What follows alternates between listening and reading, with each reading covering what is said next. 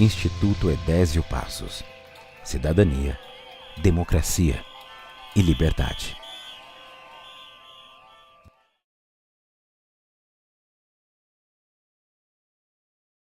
É um prazer recebê-lo aqui e eu começo perguntando assim sobre a sua relação, a sua vivência, as suas lembranças do Edésio.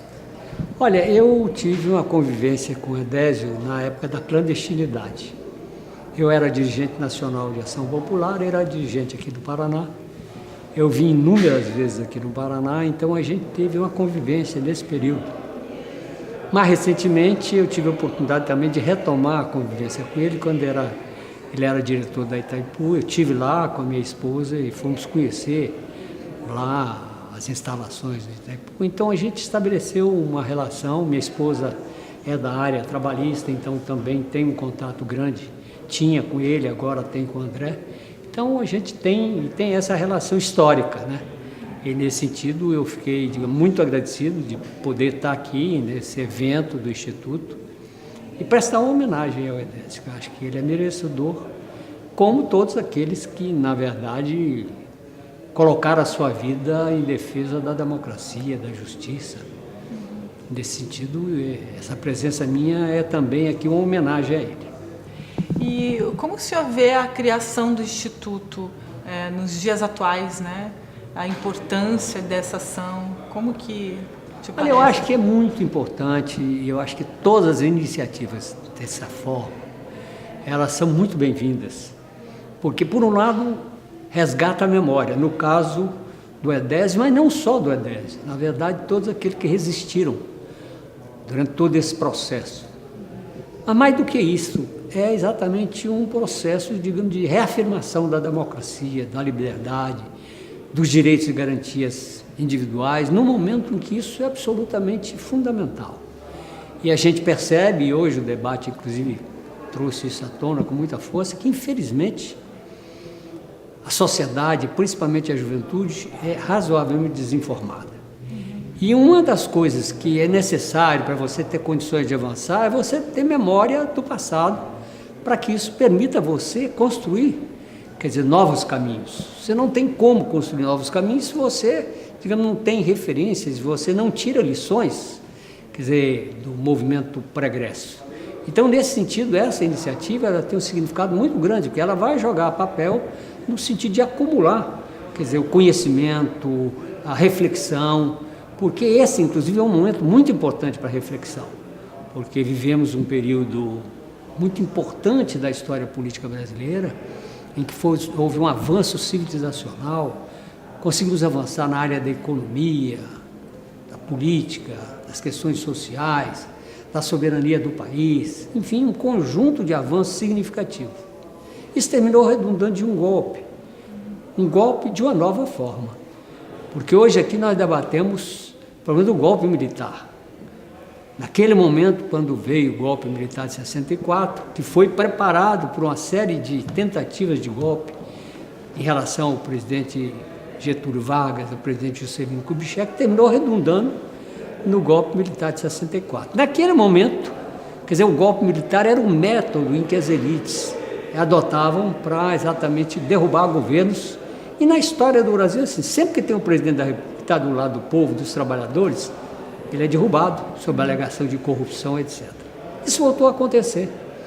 Na verdade, sob uma nova forma, porque hoje está em curso no mundo o que tem sido chamado golpe brando, a nova forma de golpe, que é um golpe parlamentar, é um golpe institucional, com apoio do judiciário, com apoio da mídia, com apoio dos grupos econômicos, que procura, como eu tive a oportunidade de colocar, segundo a regra do professor norte-americano Gene Sharp, utilizando os meios de comunicação, criar, com fatos verdadeiros ou mentirosos ou falsos, criar um clima de comoção social, jogando o povo na rua. No caso aqui, exatamente utilizando a questão da corrupção, quando a vida demonstra que os corruptos verdadeiros são eles, hoje essa república de corruptos, não é?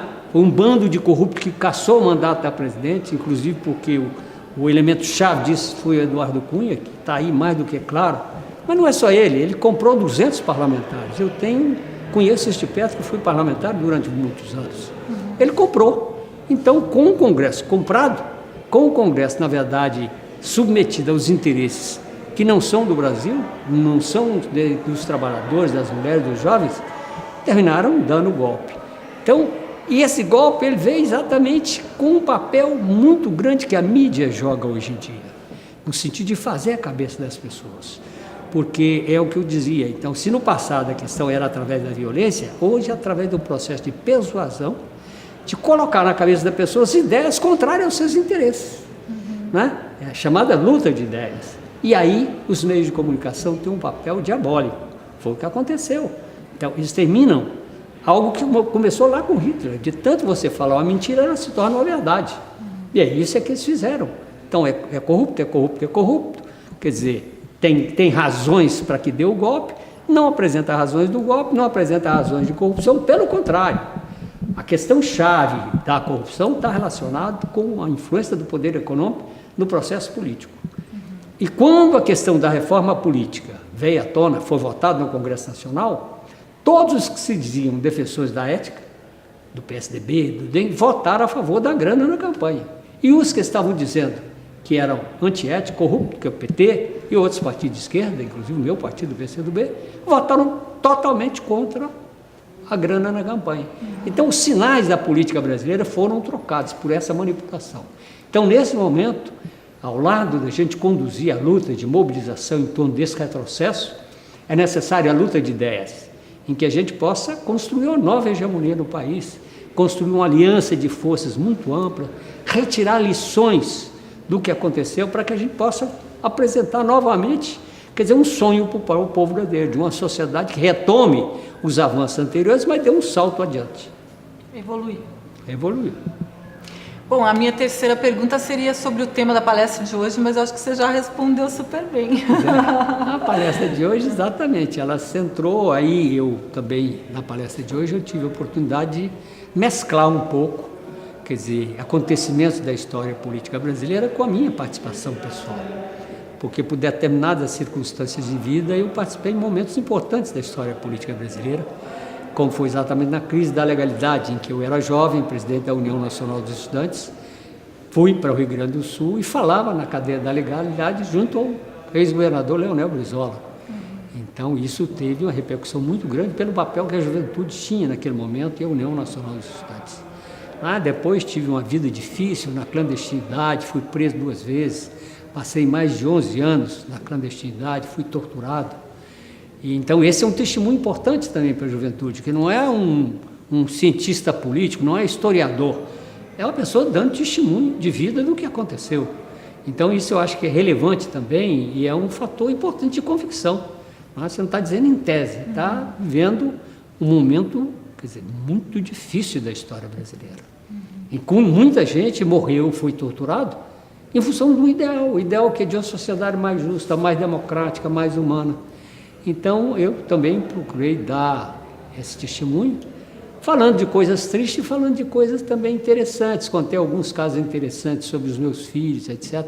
Enfim, foi uma tentativa exatamente de contribuir para esse processo que o Instituto está desenvolvendo, de resgatar a memória e, na verdade, um processo também educativo para que as pessoas possam se dar conta do que vivemos e do que pretendemos viver. Ok, obrigada então. Tá bom. Instituto Edésio Passos. Cidadania, democracia e liberdade.